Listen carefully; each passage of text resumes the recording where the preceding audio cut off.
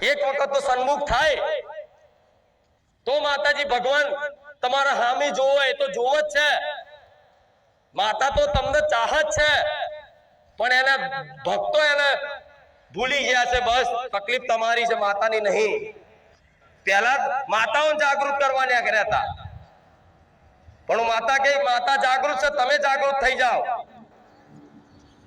ભલે ઘરમાં નોના મઠમાં ગોખલામાં બેઠી પણ એ ગોખલામાં એક દીવો કરો, ત્યાં ફૂલ હાર ચડાવો, ત્યાં મીઠાઈ ચડાવો, ત્યાં ભોણું ધરાવો। તમારી માં રાજી ખુશીથી એ તમારો એક એક કોર્યો ખાય છે, વિશ્વાસ રાખજો, ભલે દેખાતી નહીં।